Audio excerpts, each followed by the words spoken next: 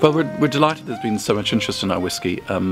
We launched with Maiden Voyage, which was our first and limited bottling. It was 13 barrels that we developed, and they went out in what we call the 2,888 Club, which was a special kind of moment, a collector's piece for us. Our permanent offering is what we call Eternal Voyage.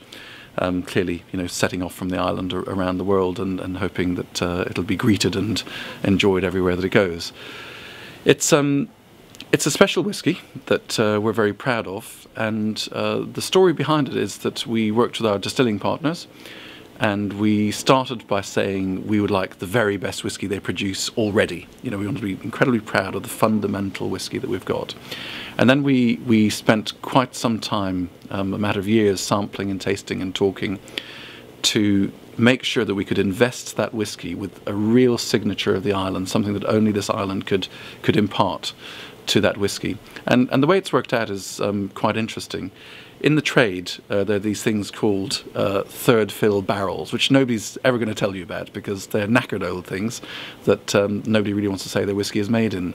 Normally, people love to put their whisky into first or second fill barrels with sherry and port and other things, and they absorb all the vanillins and flavours and notes of those previous inhabitants of the barrels. In our case, we take the tired old barrels that can no longer impart a flavour because we've discovered they're the only ones that, if you leave them on the island, can fully absorb the flavour of the place, the character of the place, our own microclimate, our iodine, the seaweed, the fragrances and floral scents of the place. And so when we put our lovely whisky back into those barrels, it diffuses out from the barrels into the whisky and imparts that very particular flavour that we have here, which is just a product of the very existence of the island. The other significant thing that we do is, behind me there's 3,000 miles worth of the Atlantic, and rain clouds come over it being scrubbed clean all the way. Finally, when it gets to the west coast of Ireland where we are, it falls on us, and we happily gather it up on our roofs and in other collection points, and we use that water to give a very clean character to the palate of our whisky.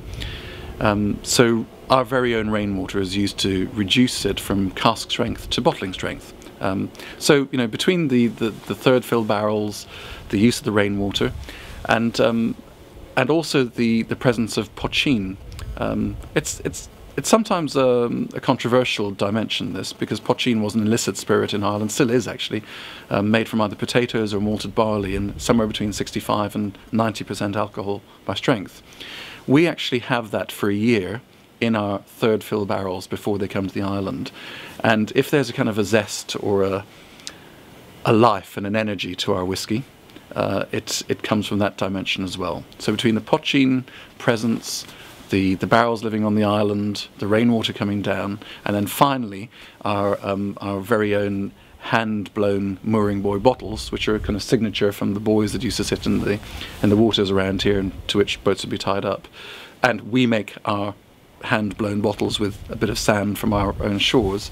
All of these things together add up to an offering which we think is unique and innovative, and we would contend is the very best Irish whisky available.